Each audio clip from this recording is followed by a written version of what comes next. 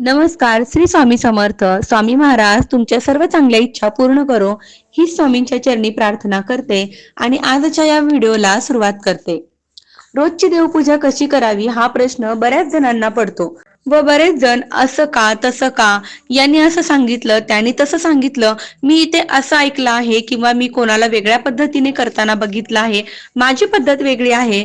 मग समोरचा जो सांगतोय ते बरोबर किंवा समोरचा व्यक्ती जशी पूजा करतोय ती बरोबर आणि मी करत आहे ती चुकीची, किंवा तुम्ही करत आहात ती बरोबर, समोरचा सांगत आहे समोरचा करत आहे ती चुकीची, असं कधीच नसतं. प्रत्येकाची भक्ती करण्याची पद्धत ही वेगवेगळी असते आणि प्रत्येकाचं आपापलं, जसं आपण म्हणतो राहणीमानाचं, बोलण्याचं वगैरे एक स्टाईल असते. त्याच पद्धतीने परमेश्वराशी कनेक्ट होण्याची प्रत्येकाची वेगवेगळी एक पद्धत असते. आणि जेव्हा तुम्ही ती पद्धत ओळखाल, तुम्ही ज्या पद्धतीने तुमची भक्ती करण्याची पद्धत कशी आहे त्या पद्धतीने तुम्ही भक्ती कराल. म्हणजे काय की स्तोत्र मंत्र वेगवेगळे आपण पारायण करत असतो, वेगवेगळे व्रत वैकल्य करत असतो, ते सगळे कोणी कसं सांगते किंवा कोणी कसं करतं यापेक्षा तुम्ही कशा पद्धतीने केल्यानंतर तुमचं त्या परमेश्वराशी मन एकाग्र होतं. आणि जेव्हा तुम्ही पूजा करतात त्यावेळेला तुम्ही आणि तो परमेश्वर या दोघांशिवाय तुमच्या डोक्यात कोणतेच विचार येत नाहीत, काहीच येत नाही. काय चूक काय बरोबर, फक्त तुमचं मन जे असतं ना ते एकाग्र असतं त्या पूजेमध्ये, त्या स्तोत्रामध्ये, त्या पारायणामध्ये, जे काही वॉट एव्हर तुम्ही करत आहात त्यामध्ये. याला म्हणतात खरी भक्ती. आणि अशा पद्धतीने केल्यानंतरच कोणत्याही सेवेचा, कोणत्याही उपायाचा आपल्याला अनुभव येतो. नाहीतर बऱ्याच वेळेला काय होतं, तुम्ही पूजा करताय पण डोक्यामध्ये काय, या व्हिडिओमध्ये असंच केलेलं होतं, त्या ताईंनी असं सांगितलं होतं, म्हणजे तुमचे हात सुरू आहेत, तुम्ही पूजा करत आहात पण डोक्याने तुम्ही कुठे आहात, विचारांनी तुम्ही कुठे आहात. तुम्ही व्हिडिओमध्ये असं बघितलं होतं, व्हिडिओमध्ये तसं ऐकलं होतं. मग कितीही जरी तुम्ही पूजा पाठ व्रत वैकल्य पारायण केले तरी तुम्हाला त्याचा अनुभव येईल का? नाही येणार.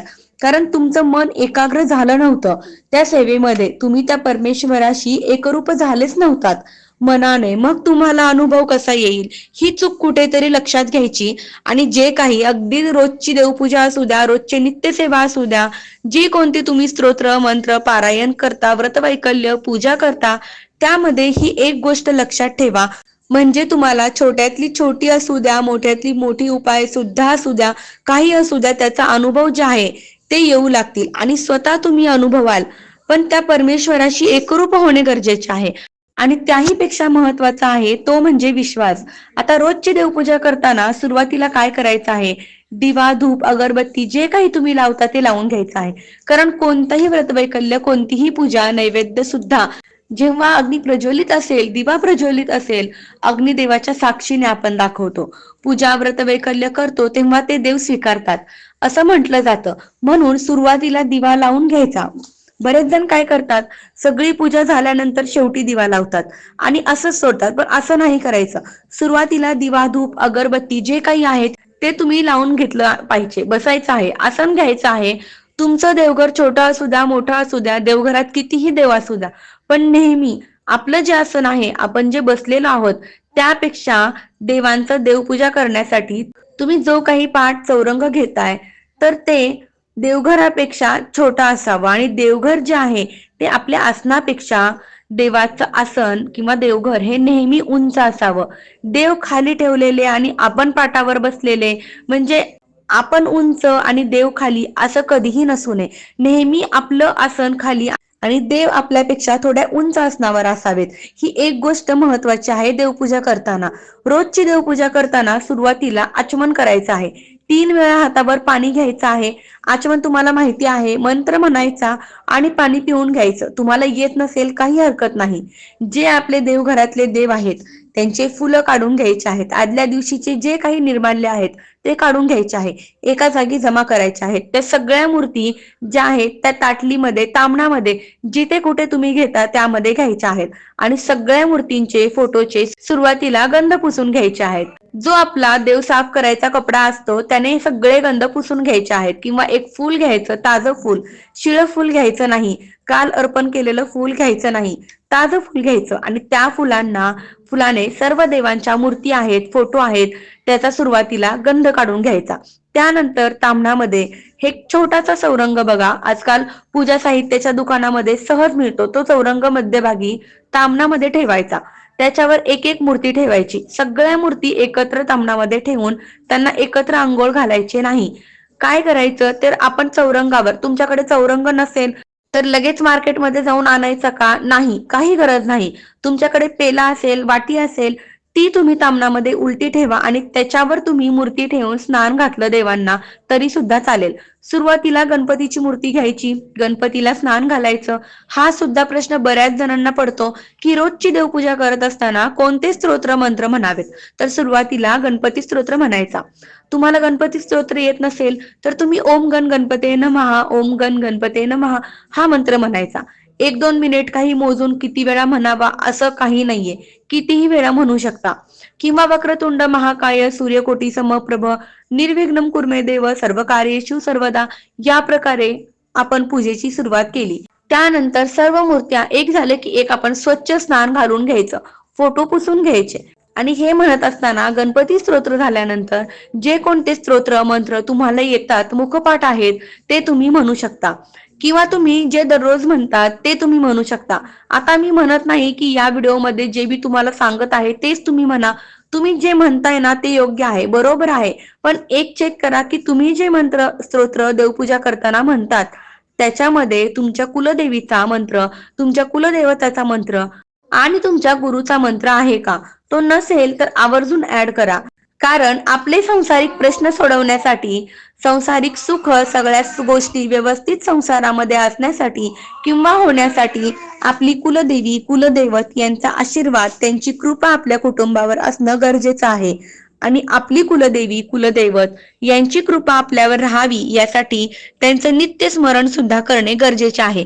बऱ्याच वेळेला बरेच जण म्हणतात की आम्हाला वेळ नसतो, असं नाही तसं नाही. मग देवपूजा करताना त्यात तुमच्या कुलदेवीचा जो मंत्र असेल, कुलदेवताचा जो मंत्र असेल तो तुम्ही म्हणू शकता. मोजू नका, काउंट करू नका, काही गरज नाही. थोडा वेळ कुलदेवीचा म्हणा, थोडा वेळ कुलदेवताचा म्हणा. या पद्धतीने हे 2 मंत्र आवर्जून देवपूजा करताना म्हणा. आणि सर्वात महत्वाचं, देवपूजा करताना समजा तुम्हाला जे स्तोत्र मंत्र पाठ आहेत किंवा तुम्ही जे नित्य म्हणतात ते तुम्ही म्हणताय, तर काय करायचं, देवपूजा झाल्यानंतर एक माळ आपल्या गुरूंची घ्यायची आणि एक माळ जी आहे ते तुमच्या कुलदेवीच्या मंत्राची घ्यायची. मला माहिती नसेल तर एक माळ नवार्णव मंत्राची घ्या. ओम ह्रीम क्लीम चामुंडाईचे, कुलदेवी कोणतीही असू द्या, नवार्णव मंत्र आपण म्हणू शकतो. तर हे तुम्ही करू शकता. आता सर्व देवांना आपण स्वच्छ स्नान वगैरे घातलं, स्वच्छ देव पुसून देवघरामध्ये ठेवायचे, त्यांना गंध लावायचा, फुलं व्हायचे, धूप अगरबत्ती करायची. त्याच्यानंतर नैवेद्य दाखवायचा. खडीसाखर, पेढा, कोणत्या तरी फळ याचा नैवेद्य आहे तर तो दाखवायचा. तासभर, 2 तास, अर्धा तास जे काही आहे ते थोडा वेळ तिथे ठेवायचं आणि त्यानंतर तो जो नैवेद्य आहे, आपण घरामध्ये समजा साखर वगैरे काही ठेवलेली असेल तर 4चा चहा करताना ती साखर चहामध्ये टाकायची.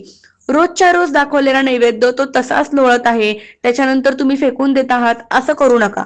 रोज जो आपण देवांना नैवेद्य दाखवतोय ना, तर तो आपण ग्रहण सुद्धा करायचा आहे प्रसाद म्हणून. आता आपण देवांना स्नान घातलेलं ताम्हणामधलं पाणी जे आहे तर ते घराच्या बाहेर अंगणामध्ये असंच फेकलं. जेव्हा मग तुम्ही घराच्या बाहेर पडणार, अंगणामध्ये ते पाणी ओलांडून त्याच्यावर पाय देऊन जाणार. तुमची मुलं त्या पाण्यावर अंगणामध्ये खेळणार, त्याच्यामुळे अंगणात वगैरे पाणी कधी टाकायचं नाही. 2 नंबर, तुळशीला हे पाणी कधीच टाकायचं नाही. तुळस सोडून कोणत्याही झाडाला तुम्ही हे पाणी टाकू शकता.